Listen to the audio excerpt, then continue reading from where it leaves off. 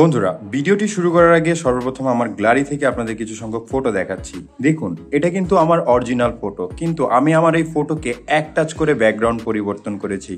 ঠিক এভাবে করেই কিন্তু আপনি আপনার ফোন থেকেও এক টাচ করে আপনি আপনার ফটোর ব্যাকগ্রাউন্ড কিন্তু আপনি ডিলিট করে নতুন ব্যাকগ্রাউন্ড অ্যাড করতে পারবেন, তাও আবার প্রফেশনাল ভাবে ডিএসএলআর ফটোর মতো করে। আপনার আবার এই ফটোকে এডিটও করতে হবে না। তো এই কাজটিকে আপনি কিভাবে করবেন চলুন দেখাই দিচ্ছি। বন্ধুরা, ভিডিওটি ভালো লাগলে অবশ্যই এখানে লাইক অপশন দেখতে পারবেন। এখানে জাস্ট আপনারা ভিডিওটিকে লাইক করে দিবেন।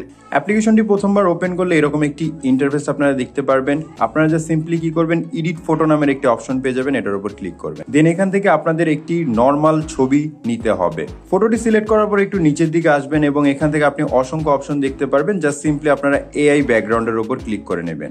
বন্ধুরা, যখনই আপনি এআই ব্যাকগ্রাউন্ডের উপর ক্লিক করবেন দেখতে পারবেন আপনাদের ছবিটি কিন্তু এখান থেকে অটোমেটিকলি এডিট হয়ে যাবে। দেখুন, এখান থেকে আমার আগের ব্যাকগ্রাউন্ডটি দেখতে এরকম ছিল এবং এডিটের পর ব্যাকগ্রাউন্ডে কিন্তু পরিবর্তন হয়ে এরকম দেখাচ্ছে।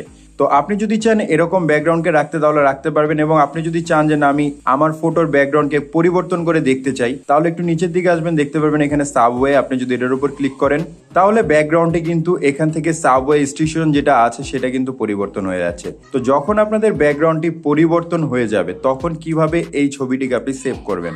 সেভ করার জন্য সিম্পলি আপনার উপরে টিক মার্ক দেখতে পারবেন, টিক মার্কের উপর ক্লিক করবেন। ক্লিক করলে দেখতে পারবেন এরকম একটি অপশন চলে আসবে।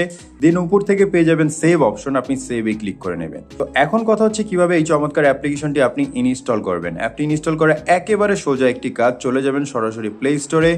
দেন এখান থেকে আপনারা সার্চ অপশনে ক্লিক করে সার্চ করবেন। সিম্পলি এখানে সার্চ করবেন ফটোলিপ লিখে। ফটোলিপ লিখে সার্চ করলে আপনি ফার্স্ট যে অ্যাপ্লিকেশনটি দেখতে পারবেন এই অ্যাপসটিকে জাস্ট আপনারা একবার ডাউনলোড করে ইনস্টল করে নেবেন।